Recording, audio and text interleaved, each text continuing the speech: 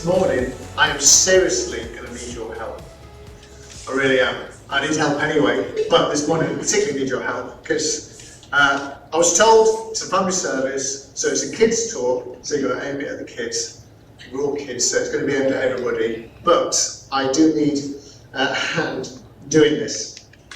Got all kinds of stuff in here. And you'll soon see that no expense has been spent on producing this morning's talk. Okay. Now, the title I gave was Magi and Myth. Okay, so that might give you a bit of a clue. Yes? Any? Yeah? You want to come down and help? I do, in just one moment. Actually, why don't you come down now, because there's a few seats. Come down. We'll come fill the places. Okay, just... okay. They do say don't wait for children, don't they? Alright, okay, I'll have to put that just there. Right, so, some questions first. Alright, let's start with a really, really easy one. And this is for everybody to join in, but you kids, you can jump straight in. Okay, what colour is Santa's outfit? Red. Red, okay. Do we concur, adults? Yes. Okay, next question. Has it always been red? Yeah. Adults, has it always been red? No, it hasn't always been red. What colour was it? Green. Green. Okay, so we've got green. Hands up for green. Hands up for a different colour. Right, okay. And who turned it red? No, it wasn't God. Coca-Cola. Hands up for Coca-Cola. Hands up for not Coca-Cola. Okay, well, let me tell you, you're wrong on both counts. Because it was actually a man called Thomas Nast, who was a cartoonist for the US newspapers, who first made it red, and then Coca-Cola popularised and standardised the red colour. And it wasn't from green, it was from tan, a light brown sort of colour. Right, okay, so you had it right. You did, but you kept it secret. That's not good. Okay, so, now, green was a popular colour in this country before it became red. Well, that comes from an ancient pre-Christian pagan character who would wear a crown of ivy or holly, not holly, ivy or mistletoe, and would at this time of year go around lifting people's spirits because it really was quite a dull time of year. So that's where the green one comes from. Okay, alright, so let's do the next one. Hopefully this one's easier. We're going to go for carrots. What colour are carrots? Orange. Orange. Do we compare adults orange? No, you're not saying carrots are orange. Okay, most carrots, the kind of carrots that adorn our plates, normally on a Sunday lunchtime, they're usually orange, aren't they? Were they always orange? You're catching on that yet. Okay, no, they weren't always orange. What colour were they? And you can still get them, what colour? Okay, so go white. Purple. Any other colours? Yellow. Any other colours? Red and black. What? Yes, what? Okay. Now this has nothing to do with the talk, but the principle is, alright, because these are two things that we take for granted and we don't think anything about them, and yet the backstory to them is quite different to where we've arrived at today. Okay, so that's the backstory. Now, what we're going to do here is that we're going to recreate very quickly the nativity scene. Are you ready? Okay, and I need your help because there's not enough people here, okay? So I wanted to draw up on you. So, let's go through the list. Who is involved in the nativity? Okay, Joseph and Mary. Can we have a Joseph and Mary, please? You're going to be Mary. Okay. You're going to go sit there. Are you going to be Joseph? Okay, go sit there. Who else? Jesus. Gosh, we're struggling already. That's not a good sign. Okay, baby Jesus, I realise it's the first Sunday of the year, but... Alright, okay, so now, alright, we've got an actual baby doll boy. It's wrapped up in swaddling bands. There you go. As you can see, quality. Right, who's next? Well, Shepherds. Shepherds, right, let's have 2 shepherds. Who wants to be shepherd? Okay, come on boys, shepherds. Now, this is the official, genuine adorning of shepherds from 1st century Judea. That's exactly what they look like. Are you going to sit down? Yeah, okay. Right, what else was involved in the nativity scene? Shepherds. No, angels. Angels. Okay, can we have an angel? You want to be an angel? Okay, now this one's really special. This is special effects. This is. Alright, look, there's your wings. There you go. Over there. Right. Okay, now, who else was involved in the nativity scene? Traditional nativity scene. Wise men, okay. Can we have 3 wise men? Come on, old kids. Yeah. Okay, now. Blue, red or orange? Red, okay. Alright, there we go. Okay, thank you. Okay. Oh, right, well you can... Okay, let's put one on you. There we go. Right. Now then. A gift, and a gift. They're really wrapped in real paper. Real empty boxes. Okay, actually... right, okay, what's next? Anything, well, it's not just who, but also what was present at the nativity scene. Star. Okay, can we have someone to hold up a star? Oh, yes, thank you. Wonderful, there we go, don't turn around, we'll see the pizza on the back. Okay, actually what we forgot was the box, the manger, honestly. Now what was a manger made of? Wood, okay, so it's a wood box. Okay, now actually, would you mind, go to that side, thank you very much. Because I need to check my list. Right, so we've got Mary, Joseph, Jesus. Yes. Right, what else? Anything else? Donkey. Donkey? Who wants to be a donkey?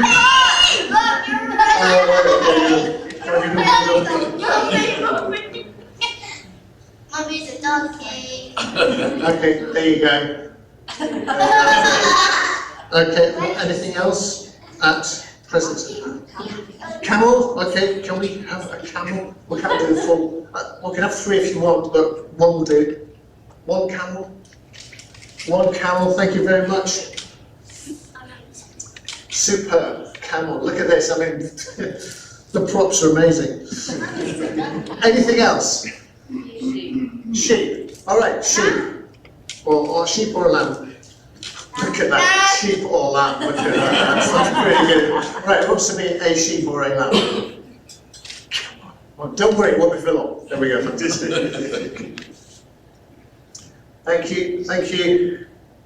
Right, have a goat. And what, anything else? Any? Let's go for this. Cow. A cow? Yeah. Look, cow.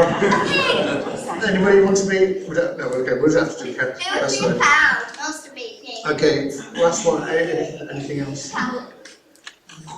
No? Okay, right, let's take a look. Look at this beautiful scene. Isn't it gorgeous? But wait! Hark, I say. There is something not quite right about this. And I'm not just talking about the props. Well, let's, to play dubious characters, shall we say, what is wrong with this? Let's get back to the Bible. The Bible tells us.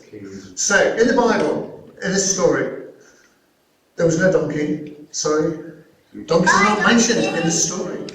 It's possible, perhaps even probable, that a donkey was there carrying Mary. Probably, but it doesn't say so. Camels. Camels are not mentioned, so please you may go sit down. Now it's possible, perhaps even probable, that the camels carried the wise men there, but it doesn't say so. What else have we got? Sheep, lambs, now then, surely they're mentioned in the Bible. Sorry, no they're not, you can go sit down. There's a brief kind of side mention of flock.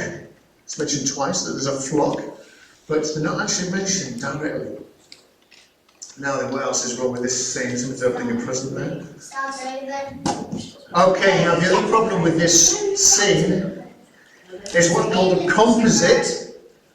This is actually 3 stories wrapped into one picture.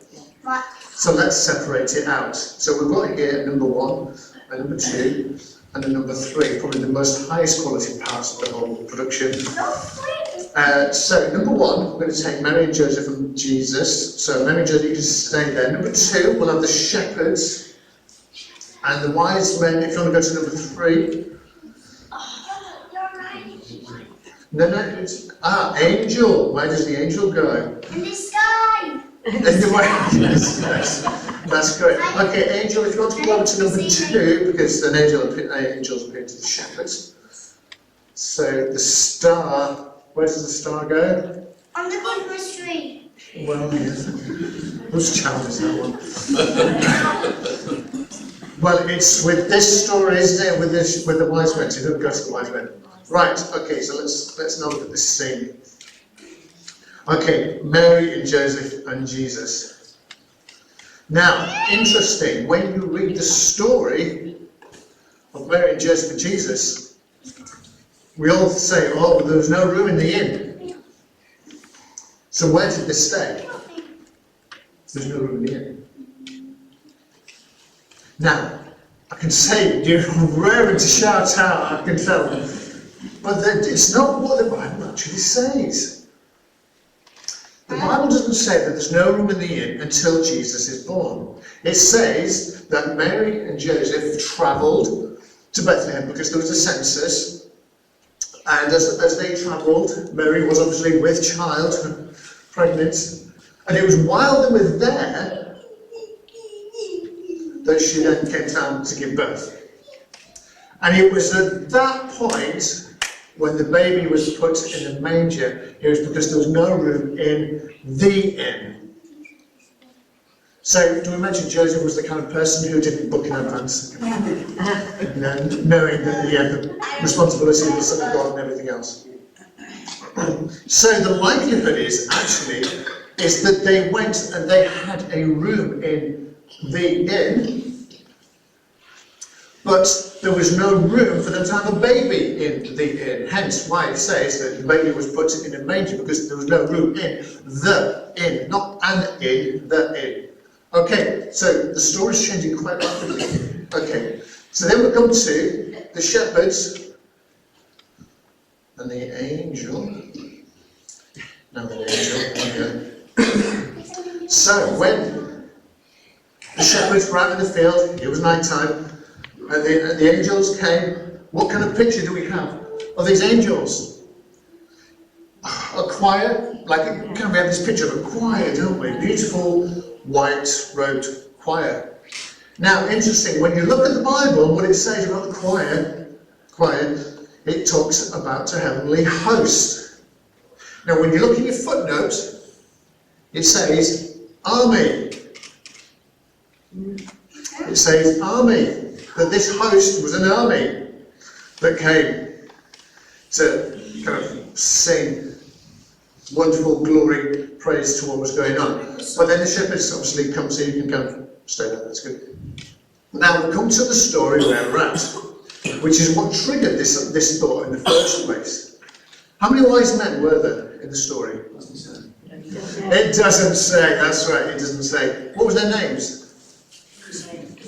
It doesn't say, although we've got Belshazzar and whatnot and Hubri and from the different places, I can't remember the places now, Persia and India, and all these stories that are beginning to build up. Why do we think there were 3 wise men? Because there are 3 gifts. But what does the story say? We read it this morning. It says that they went to their treasure chests and pulled out 3 gifts.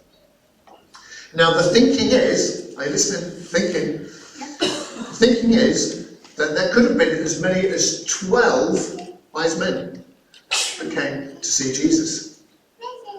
That's a lot, isn't it? And we don't know how many chests that they had. We don't know how much of these gifts that they had. I mean, I've got these little boxes, and that's perhaps kind of what we imagine, something that we can carry in our hands like this. But we don't know how much gold was presented. We don't know how much myrrh and how much frankincense was brought to them. Now, the other thing, the star. Thank you. It had fallen, now it's risen again. Now, the academics try to tell us that the star was a constellation of all kind of alignment of planets and things like that, which is possible.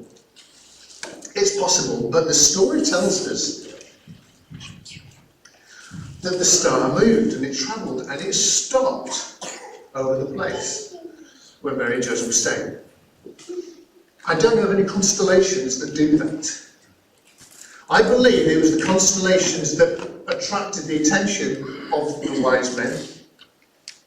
But I personally, this is not by the law, I personally think actually it was an angel who they caught sight of and they travelled and they followed until the angel stopped over the place. Now, where was the place that the angel stopped? Was it over the stable, the manger? No. Yes? It was over the house. Over the house, that's right. So how old was Jesus? About 3. 3? Under 2. I'm 3. You're 3. Okay, how was Mary? Mary's over what, isn't she? Yeah. So somewhere between Mary and Uriah was the age of Jesus. And we know that because if we continue the story, which we won't do, which is quite sad and quite disturbing, we find out the age that Jesus was roughly. Okay. Well done. You can go and sit down. Like you just cast it off anywhere. It's just like having to like.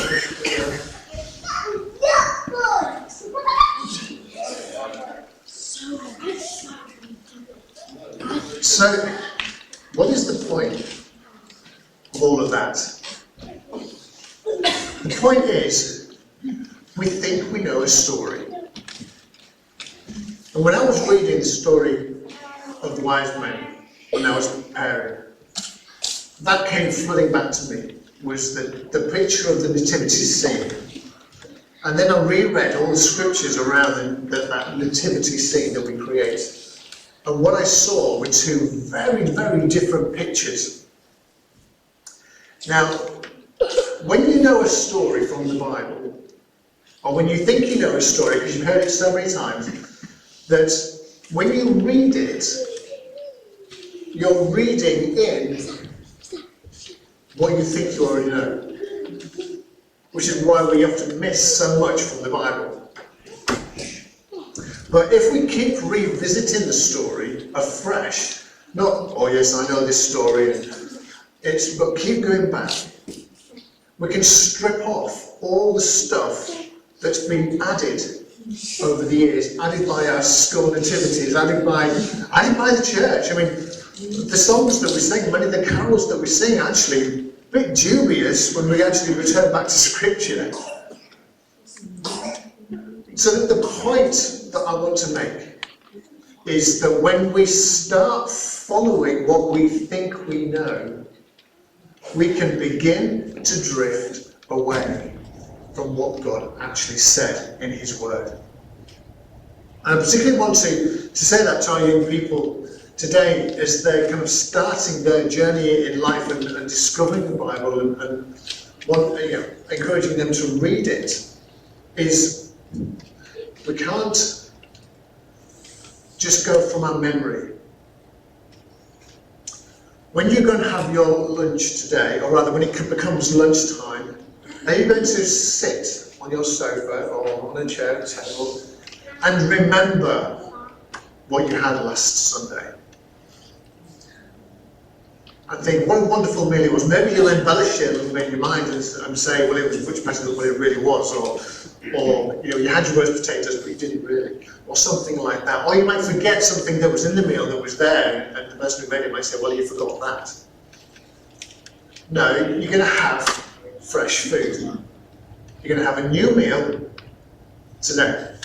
I imagine you're going to do that anyway, unless you are deeper spiritual fasting. Anybody doing that? You shouldn't tell me if you're going to. All right. So, it's you keep revisiting food in order to nourish your body, not just on the memory bit. It's the same with our spiritual bodies. We have to keep revisiting the food. This is the food that nourishes us. We can't just simply live off the memory, because our memory changes things. And people, when they give their opinions, not the truth, but their opinions, begins to change what we think. Now, let's be honest, who doesn't always understand everything they read in the Bible? Well, you read it anyway, right? Okay. Now, let's be really honest. Who kind of has a no entry sign on certain parts of the Bible? There's some passages that you just think, I'm not going to read that. Maybe entire books. Leviticus, Numbers, maybe Deuteronomy, Ecclesiastes, or Revelation, or Job. Lots of books that we might go, not today, or tomorrow, or only unless I have to. Okay, everybody kind of have that. Less honesty. Okay, honesty again. Who has parts of the Bible that you constantly go to? Regularly, all the time. Your favourite scriptures. Who's got their favourite scriptures that they like to revisit from time, not from time to time, but regularly? You should go to. Right, it's like your staple, isn't it?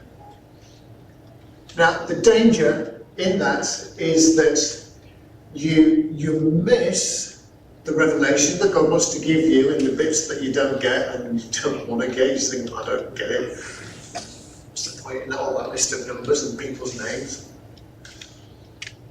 So you might miss something from your meal. Also, in going to the parts of the Bible that you love, the danger is that you're not reading what's written, you're reading what you think. So my challenge to you in this 2024, new year for all of us, is that we dare to dip our toe in the books that we don't want to go to, because we don't get it. Let God speak to you. But you know, what I always say is, broccoli is good for you, whether you know why or not. You can eat broccoli, you can eat your carrots, you don't know why it's good for you, you just know it's good for you, so you eat it.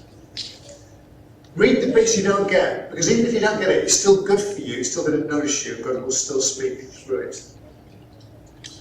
The other challenge is that when you read the bits that you love, revisit it, stripping away everything you think you know, and look at it afresh. And I guarantee you, you will see something different. Just as I did when I revisited this Christmas story. I saw things that I hadn't seen before. Got it? Yeah. Challenge accepted? Yeah. Okay, I shall see you this time next year, and I'm checking now. Okay. Amen.